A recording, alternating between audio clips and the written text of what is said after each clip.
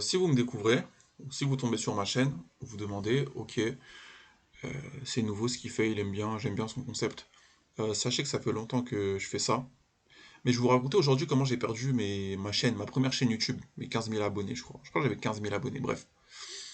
Je vais vous raconter comment j'ai perdu mes 15 000 abonnés. Ok. À savoir que moi j'étais dans la niche du red pill un peu.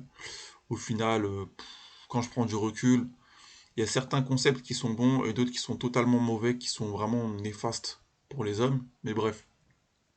Un jour, j'ai fait une vidéo sur un thème particulier qui parlait en gros des meufs. Euh, le titre de la vidéo c'était Cycle de la femme. Et je parlais qu'en gros, de 16 à 30 ans, une meuf, elle aura tellement d'expérience que toi, en tant que mec, tu vas jamais vivre. Genre, imaginons, tu as eu 5 partenaires, elle, tu peux multiplier par 3 voire 4 facilement, tu vois. Et que après un certain âge, pour fonder une famille ou trouver un partenaire, c'est compliqué parce que en fait, elles ont connu tellement d'ADN différents ou fréquenté de personnes différentes que c'est compliqué de trouver cette stabilité-là, tu vois. Et après cette vidéo-là, entre parenthèses, j'ai oublié d'ajouter, pendant cette vidéo-là, ma vignette, c'était euh, une meuf qui avait du skir sur le visage. Pourquoi j'ai mis du skir sur le visage? Écoutez, je sais pas. J'étais un petit peu fou, inconscient, inconscient de comment YouTube c'est petit. Enfin, tu peux péter vite. Et je me rappelle, je crois, cette vidéo, elle avait fait 35 000 vues, je crois. Je fais putain, merde. La meuf, elle a du skir sur le visage. Le mec, il a le plus de vues sur cette vidéo, quoi. Bref. Donc, cette vidéo-là, vous imaginez bien, ça m'a traité de tout, de macho, de mec qui dit n'importe quoi. Et après cette vidéo-là, je me mangeais des strikes tous les jours. Quand je vous dis tous les jours, je me mangeais des avertissements. À chaque fois, je voyais une notification YouTube. Oui, votre vidéo a été signalée. Je suis ah, putain. C'est-à-dire que je faisais même plus d'argent avec ma chaîne YouTube. Parce que, en fait, toutes les vidéos que je postais, malheureusement, elles étaient restreintes. Et un jour, bah, le grand jour arriva. Bam, ma chaîne a disparu. Et c'est bizarre parce que comment ça a disparu, c'est que je me connecte, j'arrive pas à me connecter et j'ai pas de mail de YouTube. Même dans mes spams, j'avais rien trouvé. Et j'étais tellement dégoûté parce que tous mes travaux, toutes mes vidéos, toute la communauté que j'avais bâtie, bah, tout ça est parti en miettes, quoi. Donc les gens qui retombent sur mon contenu, ils doivent être contents. Donc ça a disparu. Ce qui s'est passé après ça, c'est que pendant quelques temps, euh, j'ai arrêté de faire du contenu. À savoir que avant que je me fasse strike, quelle coïncidence, j'avais beaucoup de personnes qui me contactaient, mais de divers secteurs, hein, tu vois, genre des journalistes, des spécialistes de la médecine, des gens, je me demandais des fois, est-ce que c'est qui eux là? C'est qui eux qui essaient d'avoir des informations sur moi? Et il y a un journaliste qui m'a dit oui, je souhaiterais bien avoir une interview avec toi concernant ta chaîne YouTube, ce que tu fais, j'aime beaucoup. Et je me dis, ah, ça sent la merde ça. Et j'avais raison.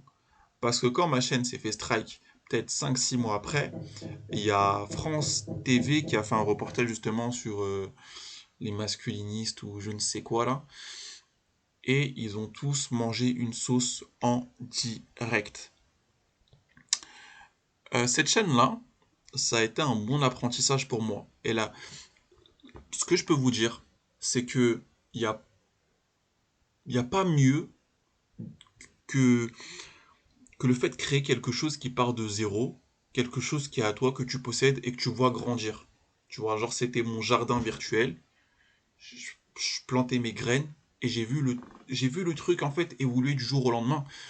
Carrément, ça a pris tellement d'ampleur que même moi je m'y attendais pas.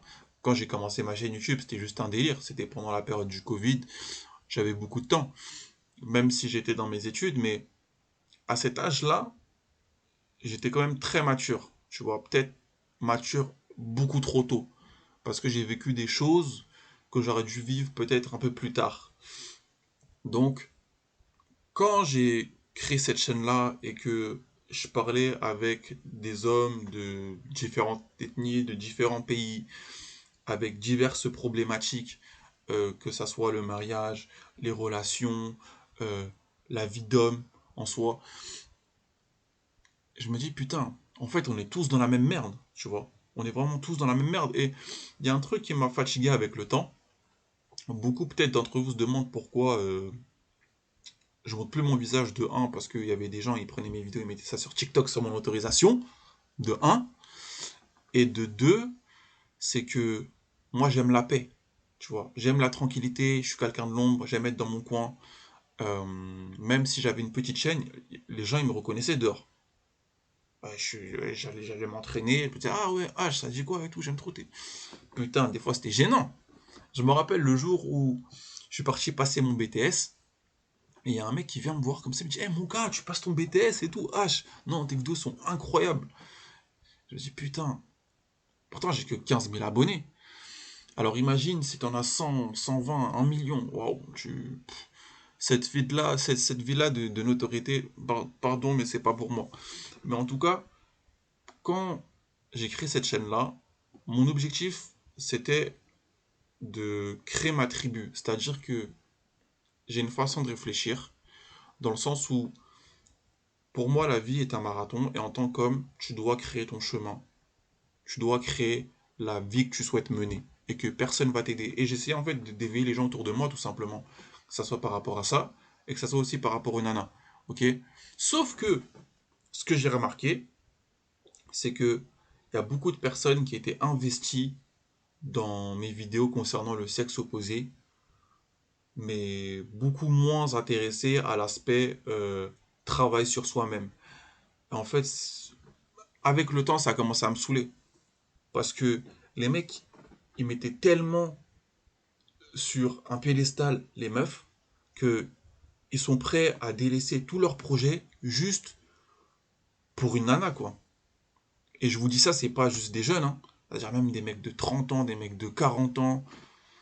Et moi, à l'époque, quand j'ai créé ma chaîne, j'avais peut-être 20, 21. J'étais un bébé encore.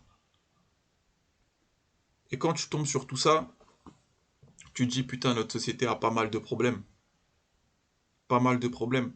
Donc regardez, moi, ce que j'ai créé, ça m'a pris, allez, peut-être 1 an, 2 ans, à faire des vidéos quotidiennement.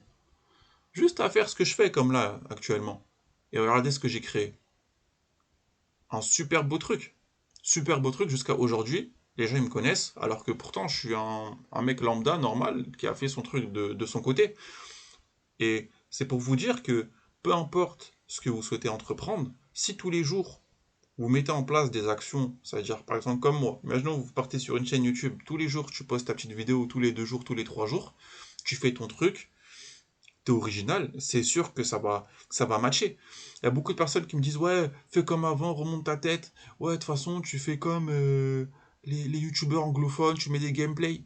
Mais en fait, je sais que mon truc il va fonctionner parce que l'IA va jamais me remplacer.